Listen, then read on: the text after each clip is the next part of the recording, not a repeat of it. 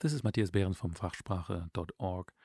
I would like to speak to you about a couple of myths, or better to say, I would like to debunk a few myths for you related to the Fachsprachenprüfung that you have to pass as a doctor when you come to Germany. And that is that with only reading a book, you can pass the exam. Well, yes and no. It depends. Of course, there are a few people who do pass the exam with only reading a training manual or a book. That happens. And if these people report back from the exam in the Facebook groups or in certain WhatsApp groups where you guys are meeting up and ask, what do I need to do in order to pass the exam? It creates a lot of confusion because what you do not take into account is the specific background of that person. I would say there are two kinds of candidates for this exam. There are those who already have a very good basis in German language, who have a good C1 in general language. And then if they want to pass this exam, of course, they only have to get down to the vocabulary for that specific exam. So it's true, you only have to open the book, get the vocabulary in your head, and learn the phrases that you frequently need in the clinical context. That totally works.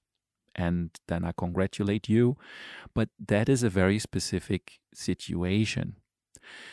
The other group of people do not have that kind of proficiency in German language yet. So they're having somehow a B2 certificate and then need to do two things.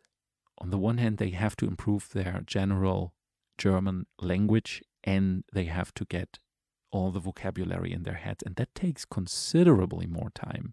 And it's a different kind of learning. Just vocabulary, I mean, that is what you have been doing your whole time in medical school, just learning words and facts in your head. That's what you're good at. That is easy. That you can do from a book with just putting time into it. Time equals results there. It's that simple. And then you go in the exam and they tell you, well, that's not enough for us. And you ask yourself, okay, what was the problem? Yeah, you get very little feedback there too. So people then come sometimes to me and do the assessment, and then I see that, well, the vocabulary, you have that, but you cannot speak. Like the actual skill of putting together sentences and phrases is not active yet. You haven't done that enough. You have only read a book and studied from a book, and that is certainly not enough. So active training is missing, active language, speaking freely. So improving your language from B2 to C1 is a huge task. If you want to speak about every topic that exists, that's a huge challenge. It is actually not necessary that you completely get down all the grammar that you need for a good C1. If you keep training specifically the situations and the kinds of questions and the kinds of word constructions that you need during the exam, because it's repetitive. It's basically the same structure of questions all the time. How is this and that disease defined? What do you do in this case? What are the symptoms of? And the answers to that always have the same structure. So the grammatical structure of your answers will almost be the same all the time. So it is just a part of the whole grammar that you will need. And you should train specifically that. And it's then true to say, well, the actual language proficiency comes on the job. That is true for these people, and that is all right. But you need a very specific set of skills already to pass this exam, to get in the situation. And there lies the trap of the internships some of you do, and think that would would do the job for you? Well, in part. Doing an internship, well, you're in a German-speaking environment, and that's already a good thing. You have some exposure to people speaking German. But given the reality in hospitals, there is nobody having the time or taking the time to sit down with you and actually talk to you calmly and in a way that you could actually learn and improve. Yes, you have exposure and some everyday conversation things you can certainly improve there. If you're sitting in the breaks and in the lunch and with your colleagues and you have to talk about yourself, this is certainly a great thing. Also in the exam later, you can use that. Yeah, you will have to maybe introduce yourself or do a little small talk. Fantastic. If you get that through the internship, fantastic. But doing a 4-week internship for small talk, like really, I mean, because reality is then they will, for legal reasons, usually not allow you to do anything on your own with a patient. Yeah, you can be present, but even doing the anamnesis is something, or taking the history is something that usually doesn't happen very much.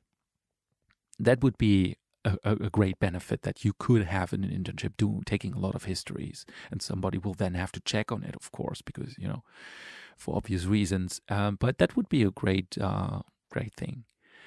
But internships vary a lot in the degree of freedom that you actually have and what you are allowed to do and what the actual result is. Usually I recommend to stop the internship like at least 10 days before the exam or 2 weeks to then have time to actually focus on what you really need to know for the exam. That's much smarter.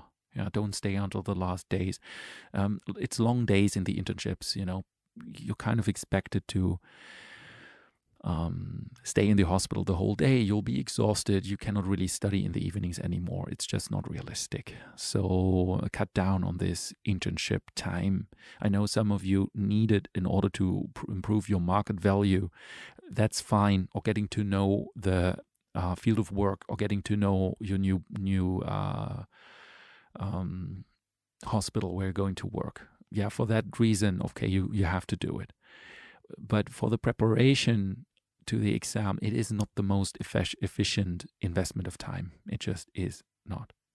So there is this huge confusion that some say, well, yeah, I passed with a book, and others say, well, I failed 3 times or more. What do I do? Yeah, because everybody has different situation, different preconditions. You cannot brush this all with one brush. It's just impossible. And in a way, when you keep on asking this question, like, what do I need to do? Like, what do you need to do to pass the exam? Really? You're asking that a Facebook group? Like, seriously?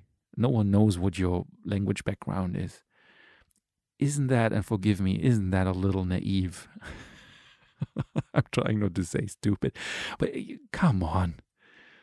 What do you need to do is not the question. The question is, what is the delta between where you are standing to what you need to have to pass the exam?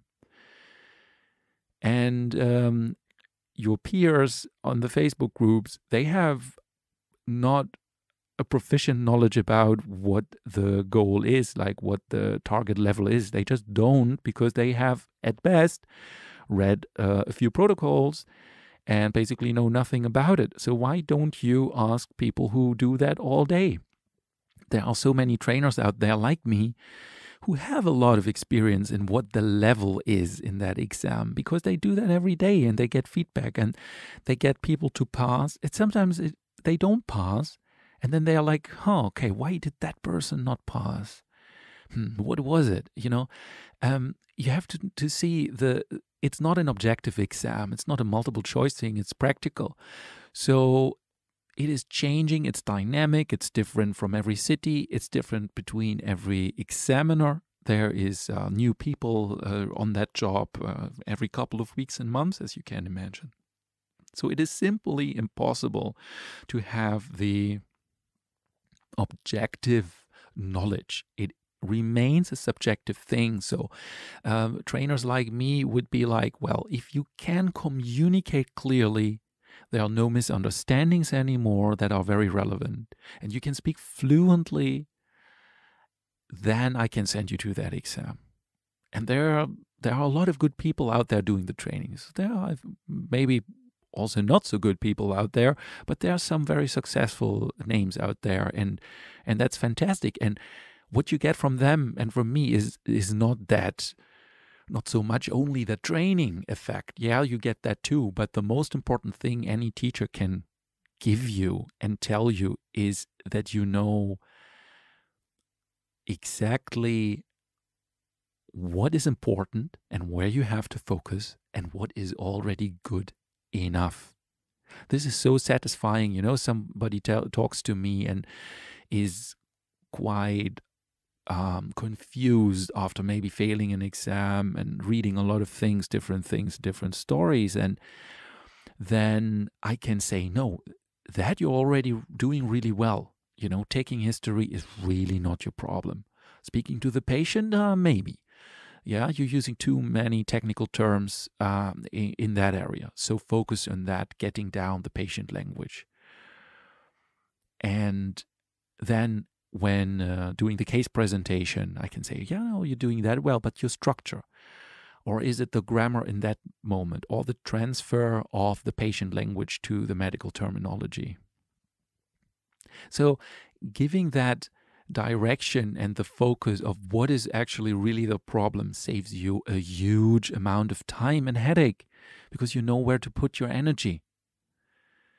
Because so many people then just open they fail the exam, and then they just open the books again and say, okay, I'll learn more cases now and I'll go through it again. That is not what was the problem. It just isn't. And so having that feedback, yeah, well, so it's about your delta, where you're coming from and where do you have to be. So where you have to be is a quite subjective, fluid thing. It is not a fixed benchmark that anybody could give you. It is a subjective exam, and the exam is changing all the time. You have to consider there's so much feedback going on between the Ärztekammer and Bezirksregierung and all these institutions responsible for that kind of exam, that there's a lot of feedback loops going like, well, the people who are graduating now, who pass this exam, better to say, they're not good enough. So things are being changed. The examiners are being told, you got to be a little more strict. You got to be a little tougher. That happened all the time, and that happened over the last years. As some of you may know, I was one of the first patients in the Patientenkommunikationstest that existed in Germany, in one of the very first exam settings that existed. Many years back, and I've done round about 1,000 exams.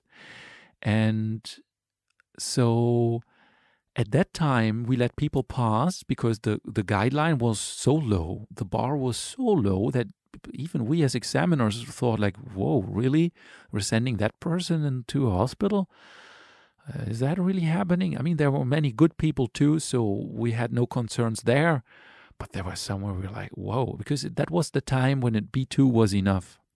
And I know that for you people who come and just want to do good medicine and have a medical background and can make such a huge contribution to the healthcare system, you're eager to start.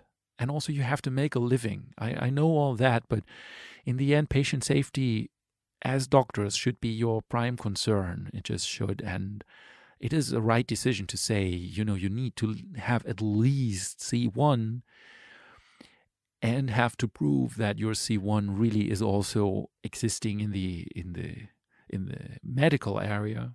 So a medical C1 is basically what you need. I think that's absolutely right. So my point was, the exam is dynamically changing over time. and it will change in the future due to many factors. Also, the market changes and this and this. And sometimes you have states with a huge lack of doctors, so they're more relaxed and they let you pass more easily. At least it was like that in the past. And then there are cities and areas like famous Münster, famous Munich. Hannover is getting more difficult. A year ago, Hannover was very chilled. Yeah, you could pass there. Düsseldorf was super easygoing. I've let people pass there where I was like, whoa, that person has significant difficulties still. And the person passed. And that is changing now. So the level that is expected of you is rising. So your trainers, me and others, they know that. And they observe that very carefully, what the focus is and what's the level, what's the actual benchmark. And they will not send you in an exam when you don't have a chance. You lose a lot of time and money, and it's just a shame. Also, that experience of failing is always discouraging. So this is what a trainer can give you, the differentiation between what's the level and what's the focus, what's your personal focus. So if you ask that question, again, what do I need to do for the preparation of that exam? It is a silly question to ask in a public arena because, as I said, the people responding to you there don't know the benchmark. They just simply can't. They don't have the experience of a couple of hundred people in passing or failing and having that kind of soft knowledge. And on the other hand, nobody knows how good you are. So what shall I tell you? I can only tell you what you need to do if I know where you're standing. If you ask me, what do I need to do to run a marathon? Yeah, it depends very much about how far you can run already. Yeah, get the metaphor. It's simply impossible for anybody to tell you what to do if nobody knows where you are standing. There are some general rules, however, that usually apply when it comes to strategy. So a smart strategy preparing for that exam would always be that you do as much as you can yourself for that exam. That means the things that you can study by yourself, you study them by yourself. So learning vocabulary is something you can only do yourself, and with excellent material, it works like a breeze. So for that, we have the ebook that you can download and use. And so with that, you have to learn pronunciation, because just reading the words, we all know the result of that can be very funny. So you have to have linked pronunciation. Our ebook has that. With just one click, you get to the pronunciation and you are sorted out there. The next thing is speaking clearly and speaking freely. That is something you can do also by yourself, and you can do that actually for free and practice that for free in the tandem. So many people now start, since we rolled out the tandem a couple of months ago, the number of people who learned that they can, do tandems by themselves between colleagues has risen tremendously. It's one of the most frequent conversations people are having now. I'm searching for someone to practice, and that's fantastic, because you do not need some trainer to just do the basics. And even your trainers will get, well, I can only say for myself, doing repetitive trainings on a very low level is boring. And I think you would spend too much money on me if you just have to do some basic practicing. A training with me is high level. This is something you do 4 to 6 weeks before the exam, when you need specific input and you really want to know where you're standing and where your problems are. And then you go back and do some self-studying with that. I'm not your sparring partner for all the time. First of all, it's too expensive for that, and the effort we are having is too large. But you get so much out of it that helps then your self-studying. So it's invaluable, but it's not your everyday training that you get for free with colleagues, and you should. And so start that as soon as possible. And most people forget about the active part. They think that reading a book, like in medical school, passive knowledge is enough for passing it. I just have to know things. No, you have to be able to speak freely, and you have to be able to actually respond to questions and situations and think and speak about contents and language at the same time. And that's something you have to practice actively. This is not something that you will get through passively digesting, be it a book or videos. So takes me to the next thing, which is our e-learning. The e-learning, as you might know, is a complete course based on videos, which saves you so much time because you do not have to sit in a classroom and listen to things that you already know or that are just not for you. In the e-learning course that we offer, you can choose the topics and go back through it, listen to stuff as often as you personally need it. And it's the go-to material. And the pricing is absolutely competitive for the volume you get. It is complete. It contains everything. If you know and if you can do what I show you there, you pass the exam 100%, full stop. There is no way around that. If you're able to do what I show you there, you will just do it. There was basically also the feedback from one of the participants. It's just, that nails it. So the freedom you get in the videos or the input you get is on all channels. You see things, you hear things. And the exposure you get on that level is on such a high level that it is very condensed and it gives you so much of content. Combined then with the session videos from the group sessions that you have included there, you can take actively part in the group sessions. Currently, we still have that on Wednesday. You can join the group, you can talk a little actively there, and have a lot of Arzt-Arzt-Gespräch there. So, combined with the ebook, you have a full package. That's all you need. Then you do tandem with somebody, practice a bit. And maybe if you really still feel you need some specific input, you want to be sure to pass that thing, then a couple of weeks earlier, you can do a one-on-one with me if you really want to. And that's the strategy. So again, if you start at a very high level already, if you have a proficient C1 and a very, let's say, a very good C1, and you might not need the whole video course. It might be too much for you. Yeah, you just practice a bit with some peers, maybe do 1 or 2 simulations with me, and you're done. But on the other hand, when you are starting at a B2 level, you will have to put volume in that. There is no way around, and just having a book will not be enough. Why is the failure rate so high? In some cities, it's 70%, 80% on some days. There are days in Munich where everybody fails, like 10 people fail. Like, that's exactly the result of this, I just read a book and I passed, and then you believe that. It's wishful thinking.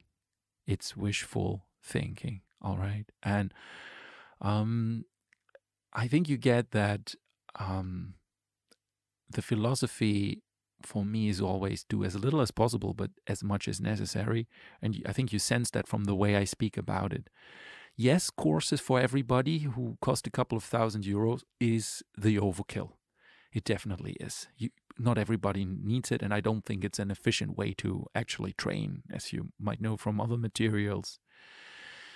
But there is a strategy, and I lined that out for you now. And this strategy is the result of many years and literally hundreds and hundreds of people going through the contact with me, and like over 1,000 exams. I was examiner myself. So take that, take my word for it, and believe what people who do that a lot tell you, because in the end it saves you a lot of time and trouble.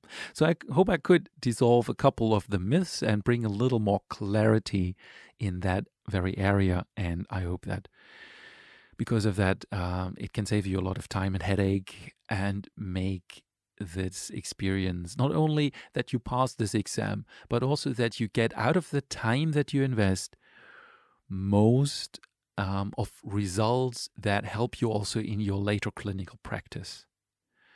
I had an interview recently with one of my participants, which I could record, and I will show that in very soon on the podcast. And she said, like, yeah, she passed the exam, and she had some help from me, and she had all the materials we offer basically. So it was like a textbook example of how the system works and our training system. And she passed with exception. So she got a huge compliment by the examiners, which made us all very happy. And she was studying very hard by herself, had a great attitude towards the exam. She didn't see the exam as something people were, like a roadblock people were putting in her way to not let her be a doctor in Germany. She saw it as a legitimate challenge that is necessary to pass, like your graduation was. So that whole attitude was very healthy, and well, she did so well. And then I spoke to her a couple of weeks later, and she had passed. She had an interview, a job interview, and she said, "Yeah, I had the job interview, and I understood everything." And even during the whole day, she had to spend at the hospital to walk with the colleagues. So they kind of wanted to have an eye on her and how is communication really going. Then there, it was not just the interview; it was a whole day she spent there. And she's like, "Yeah, I understood everything, even the written abbreviations." And so you're not only doing that for one exam. You do it to get through a job interview. You do it to not cause issues and problems in the clinical practice. Then the people have very little patience. They have very little patience with you. That you can expect that because medicine is busy. Medicine is always under a time constraint. You're always on a time and money constraint. So there is no time for you to be repetitive, slow, and maybe cause mistakes that can be dangerous even. So don't think you're only doing that for one exam. You really have to learn that well for patient safety and also for being accepted in a team. So listening then to her, that it was such a beautiful experience for her that she not only, she basically made an important step for her whole career in taking that exam serious. This is something I would like maybe, I know that you're under pressure to pass that exam as soon as possible. I know it is extremely challenging. If I imagine I would have to learn medicine in a different language, wow, my God. I mean, when I studied medicine, I was out of choice studying in English too, because I was always fascinated of the English, and I always thought, oh, in the future I might want to work in another country. And so my medical English became quite good, but that cost me so much extra time. So it is like studying again a bit, and if you do it smart, it is not too much, but you have to put some volume of time in there. There is no way around it. And especially if you have family already. I mean, most of you have already moved on in their lives. You're not students anymore.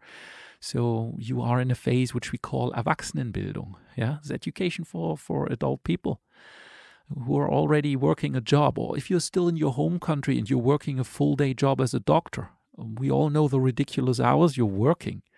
And then you expect that every hour you put into the preparation is an hour well spent, that you get the maximum out of that. And that's my responsibility. And this is why I created Fachsprache.org and the training materials, because there it is as compact as it gets and as focused on the task at hand. Yeah? Just reading internal medicine books again will not get you through the exam. I can promise you that. Yes, you need some knowledge and it gives you some terminology probably, but it doesn't give you the skill you need, right? Specific training for many in certain situations and circumstances is essential. Get the right materials and save time and headache. So I think I've made that point and I could dissolve some of these myths, brought some clarity to that. And I wish you all very well. Me and my team were standing ready to, of course, to consult you on this matter. Like this question, what do I really need? For that we have the answers. And if you need to know specifically, there is only the personal assessment in where we simulate an exam with you and then can specifically tell you not only what's the problem, but also what's the solution for you in your situation. So I think that's the investment of time and very little money that pays off double and triple. And so search for that kind of offers either from us. If others do that too, fantastic. I think we and other trainers, we should join forces and be transparent about what somebody needs and does not need. There are so many people in need out there, so there is no need for competition actually among us. It is there is too many problems to solve so that we should become competitive. So everybody should do their best and solve other people's problems, and I think that's that makes for me that kind of work very satisfying, and that's why I'm still on that. So wish you all the best for that. Contact us if you want to via fachsprache.org, or of course you can write a direct email into us to my friendly support team, which you reach under support@fachsprache.org, and you'll get a reply specifically on your specific question and situation. So reach out whenever you feel like it. Else, if you're already studying or if the exam is near, I wish you all the best for it, and good luck for taking this step into a nice future as becoming part of the medical system in Germany. And I'm convinced that foreign doctors are a valuable enrichment and make valuable contributions to the medical health system in Germany. They bring different kinds of human and medical experiences to the table, which are just invaluable in a global